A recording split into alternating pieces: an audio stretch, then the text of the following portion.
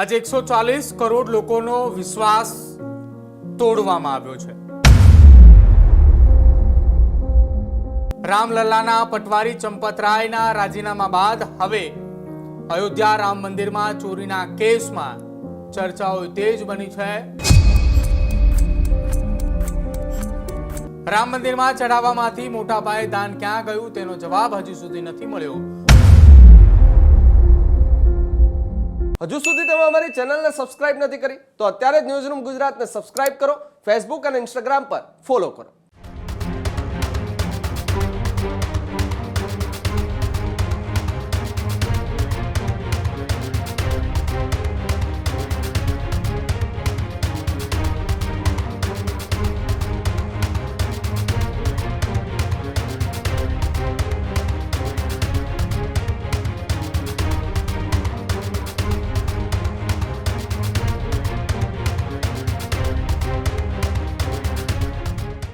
આજે 140 કરોડ લોકોનો વિશ્વાસ તોડવામાં આવ્યો છે। રામલલ્લાના પટવારી ચંપતરાયના રાજીનામા બાદ હવે અયોધ્યા રામ મંદિરમાં ચોરીના કેસમાં ચર્ચાઓ તેજ બની છે કે સુપ્રીમ કોર્ટના આદેશ બાદ આ ટ્રસ્ટીની રચના એ કરવામાં આવી હતી, તેમ છતાંય 140 કરોડ ભારતીયોને એ ટ્રસ્ટ સોંપવામાં આવ્યા બાદ કેમ વિશ્વાસઘાત થયો? રામ મંદિરમાં ચઢાવવામાંથી મોટા પાયે દાન ક્યાં ગયું તેનો જવાબ હજુ સુધી નથી મળ્યો, પણ કેટલાક શકમંદોની ધરપકડ કરવામાં આવી છે કે જેના કારણે આ રામ મંદિરની દાન પેટીઓમાં આવેલા દાનની રકમ, ઝવેરાતો એ ક્યાં છે અને કોની પાસે છે ત્યાં સુધીના કેટલાક રસ્તાઓ પણ મળ્યા છે। શું છે આખી ઘટના અને કેમ રામ મંદિરના એ દાન પેટીમાંથી કરોડો રૂપિયાની ચોરીને લઈને ચર્ચાઓ એ તેજ બની છે, વિગતે ચર્ચા કરીએ આ અહેવાલમાં। અયોધ્યાના શ્રી રામ મંદિરમાં દાન પેટીમાંથી કરોડો રૂપિયાની રોકડ અને આંદોલન દરમિયાન ભક્તોએ દાન કરેલી 1250 જેટલી સોના, ચાંદી અને હીરા જડિત ઈંટો તેમજ 2 કિલો સોનાની ગદા જેવી કિંમતી વસ્તુઓ ગાયબ થઈ છે। ભક્તો દ્વારા દાન કરાયેલી અસંખ્ય સોના અને ચાંદીની ઈંટો, ચાંદીની ચરણ પાદુકા અને ચાંદીનું વિશાળ ધનુષ બાણ, 6 લાખ રૂપિયાનું રોટલી બનાવવાનું એ મશીન સહિત બીજી અનેક ચીજ વસ્તુઓ, 200 કિલો ચાંદી એ સિંધી સમાજ તરફથી અને સાથે જ Indian Boolean and jewellers association તરફથી 60 કિલો ચાંદી, 1 કિલો ચાંદીનો દીપક અને 2 ચાંદીના કટોરા, નાગણનું ચાંદીનું જોડું, લગભગ 200 કરોડ જેટલી દાનની કરાયેલી રોકડ પણ હાલ ગાયબ છે। અને આ તમામની વચ્ચે અયોધ્યા રામ મંદિરમાં ચોરીના કેસના સંદર્ભમાં મંદિરના ટ્રસ્ટીના મહાસચિવ ચંપતરાયે રાજીનામું આપ્યું છે। તેમણે ટ્રસ્ટના પ્રમુખ મહંત નૃત્ય ગોપાલ દાસને પોતાનું રાજીનામું એ સુપ્રત કર્યું છે। ટ્રસ્ટી ડોક્ટર અનિલ મિશ્રાએ પણ રાજીનામું આપી દીધું છે અને મંદિર નિર્માણના પ્રભારી ગોપાલ રાવને પણ મંદિરની વ્યવસ્થામાંથી હટાવી દેવામાં આવ્યા છે। અગાઉ ગુરુવારે મોડી રાત્રે ચંપતરાયના નજીકના રામાશંકર યાદવ ઉર્ફે ટીનુ સહિત 8 જેટલા આરોપીઓની ધરપકડ કરવામાં આવી હતી। ટ્રસ્ટના સભ્ય કૃષ્ણ મોહનની ફરિયાદના આધારે ગુરુવારે મોડી સાંજે પહેલી એફઆઈઆર નોંધવામાં આવી હતી। જો કે ચંપતરાય, ડોક્ટર અનિલ મિશ્રા અને અન્ય વરિષ્ઠ પદાધિકારીઓના નામ એફઆઈઆરમાં નથી। ચોરીનો મામલો એ સૌપ્રથમ 7 જૂને પ્રકાશમાં આવ્યો હતો કે જ્યાં યુપી સરકારે 13 જૂને એસઆઈટીની રચના કરી હતી। એસઆઈટીએ 23 જૂનના રોજ અધિક મુખ્ય સચિવ ગૃહ વિભાગના જેઓ સંજય પ્રસાદ છે તેમણે આખી આ તપાસનો પ્રારંભિક રિપોર્ટ પણ સુપ્રત કર્યો હતો। અયોધ્યા રામ મંદિરના દાન ચોરી કેસમાં કાનૂની કાર્યવાહી એ શરૂ પણ થઈ છે। એસઆઈટીના પ્રાથમિક તપાસના અહેવાલ બાદ રામ જન્મભૂમિ કોતવાલીમાં 8 આરોપીઓ સામે નામજોગ એફઆઈઆર નોંધીને ધરપકડ પણ કરી લેવામાં આવી। જે ધરપકડ કરવામાં આવી છે 8 આરોપીઓમાં ચંપતરાયના ડ્રાઈવર રામાશંકર યાદવ ઉર્ફે ટીનુ યાદવનું નામ છે। સાથે જ રામ મંદિર દાન ચોરી કેસમાં રામ જન્મભૂમિ ટ્રસ્ટના સભ્ય શ્રી કૃષ્ણ મોહનની ફરિયાદ પર જે ધરપકડ કરાઈ છે જેમાં અનુકલ્પ મિશ્રા, લવકુશ મિશ્રા, અવિનાશ શુક્લ, સુભાષ ચંદ્ર શુક્લા, કરુણેશ પાંડે, મનીષ યાદવ અને રામશંકર મિશ્રા સામે નામજોગ એફઆઈઆર નોંધવામાં આવ્યું છે. ઉત્તર પ્રદેશના મુખ્યમંત્રી યોગી આદિત્યનાથે રામ મંદિરમાં દાન ચોરીના મામલે એસઆઈટીનો રિપોર્ટ મળતાની સાથે જ કાર્યવાહી શરૂ કરવામાં આવી છે તે પ્રકારનું નિવેદન પણ આપ્યું છે અને ચેલેન્જ આપતા એમ પણ કહ્યું છે કે આ કેસની અંદર દૂધનું દૂધ અને પાણીનું પાણી કરીને રહીશું. અમે લોકોની શ્રદ્ધા સાથે છેડછાડ થવા નહીં દઈએ. કોઈ પણ હશે તેને છોડવામાં નહીં આવે. આ પ્રકારની વાત ઉત્તર પ્રદેશના મુખ્યમંત્રી યોગી આદિત્યનાથે એટલા માટે કરી હતી કે સતત રામ જન્મભૂમિની અંદર જે દાનની અંદર રકમો આવેલી છે, જેની ચોરીની ચર્ચાઓ ચાલી રહી છે, જે વસ્તુઓ ગાયબ થઈ છે તેની ચર્ચાઓ ચાલી રહી છે, તેને સામે સમાજવાદી પાર્ટી હોય કે પછી અન્ય વિપક્ષી નેતાઓ તમામ લોકોએ સવાલ ઉઠાવી રહ્યા છે અને સવાલની વચ્ચે ઉત્તર પ્રદેશના મુખ્યમંત્રી યોગી આદિત્યનાથે શું જવાબો આપ્યા છે, સાંભળો. याद करिए, जन आस्था को सम्मान प्राप्त हो, जन आस्था के साथ खिलवाड़ न हो.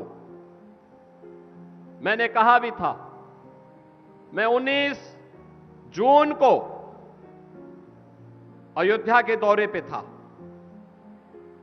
मैंने तब भी कहा था, अयोध्या हम सबकी आस्था की प्रतीक है, भारत के सनातन धर्म की आस्था की प्रतीक है. अयोध्या पर आक्षेप मत करो. प्रभु श्री राम की मर्यादा का पालन करना सीखो.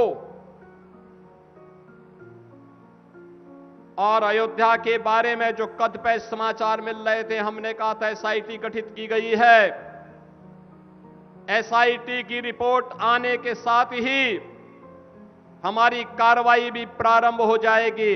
और आपने देखा होगा, एसआईटी की रिपोर्ट आई, तुरंत कार्रवाई प्रारंभ हो गई. और मैं आश्वस्त करता हूं, जो मैंने कहा था, दूध का दूध और पानी का पानी हम करके रहेंगे. जन आस्था के साथ खिलवाड़ स्वीकार्य नहीं. सनातन आस्था के साथ जो भी खिलवाड़ करेगा उसका भुक्तभोगी होगा. किसी को छूट नहीं दी जा सकती. लेकिन बहनों और भाइयों, मैं आप सबको इस बारे में भी कहना चाहूंगा, पूरे प्रदेशवासियों से मैं कहना चाहूंगा, सभी राम भक्तों से मैं अपील करना चाहूंगा, ये जो लोग आज आक्षेप कर रहे हैं, उठाने का कुत्सित प्रयास कर रहे हैं, इनकी मनसा अच्छी नहीं है. ये वे लोग हैं जो भगवान राम को नकार चुके थे, भगवान राम के अस्तित्व पर प्रश्न खड़ा कर चुके थे. एक पक्ष उसमें है जो कहता था कि राम हुए ही नहीं, एक पक्ष कहता था राम हुए ही नहीं. यानी अयोध्या को भी ये नकारना चाहते थे. लगातार न्यायालय में मुकदमा लड़ते रहे, वकीलों की फौज खड़ी करते रहे राम जन्मभूमि आंदोलन के खिलाफ, राम मंदिर निर्माण के खिलाफ. और दूसरा पक्ष वह है जो जय श्री राम पर लाठी और गोली चलाते थे. यानी भगवान राम का नाम लेने पर जो लोग गोली चलाते थे, आज वे कहते हैं कि आस्था के साथ खिलवाड़ हुआ. अरे आस्था, तुम बताओगे हमें आस्था? रामनवमी पे दंगा करवाते थे, श्री कृष्ण जन्मोत्सव को बैन करते थे, कावड़ यात्रा को नहीं निकलने देते थे, दुर्गा पूजा में दंगा करवाते थे. लार का दंगा तो सबको याद है ही. बहन और भाइयों, ये लोग कहते हैं आस्था के साथ खिलवाड़ हुआ. इनके काले कारनामों का चिट्ठा जब खुलता है, याद करिए, कांग्रेस ने देश को लूटा ही नहीं था, नोचा था. बेईमानी और भ्रष्टाचार के कीर्तिमान स्थापित किए थे. बेईमानी और भ्रष्टाचार के जो कीर्तिमान स्थापित किए थे, वे आज अयोध्या पे आक्षेप लगा रहे हैं। बहनों और भाइयों, ये स्वीकार्य नहीं। सरकार की जो मंशा है, सरकार ने पहले दिन कहा कि दूध का दूध और पानी का पानी सबके सामने आएगा, लेकिन मैं फिर से अपील करूंगा, राम भक्तों की अग्नि परीक्षा मत लो। राम भक्तों के साथ, उनकी आस्था के साथ खिलवाड़ करना बंद करो। अगर तथ्य नहीं है, पुष्ट प्रमाण नहीं है, तो आरोप प्रत्यारोप बंद करो, और प्रमाण है तो एसआईटी को सबूत सहित प्रमाण प्रस्तुत करो।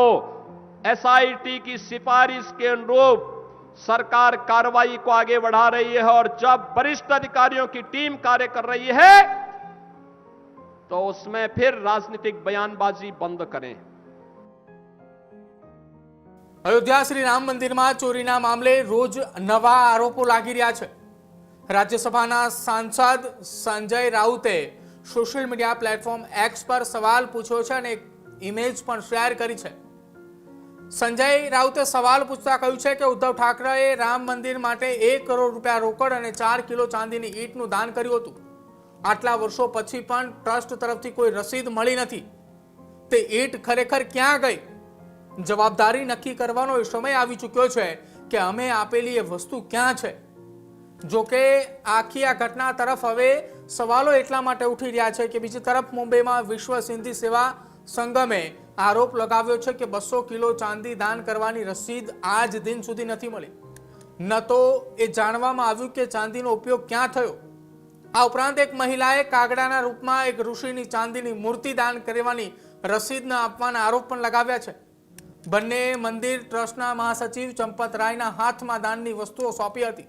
અગાઉ સૂત્રોએ ખુલાસો પણ કર્યો હતો કે એસઆઈટીએ તેમ તપાસ અહેવાલમાં ચંપત રાય, ટ્રસ્ટી ડોક્ટર અનિલ મિશ્રા અને બાંધકામના પ્રભારી ગોપાલ રાવ સહિત 17 વ્યક્તિઓને આરોપીઓ તરીકે ઓળખ્યા હતા।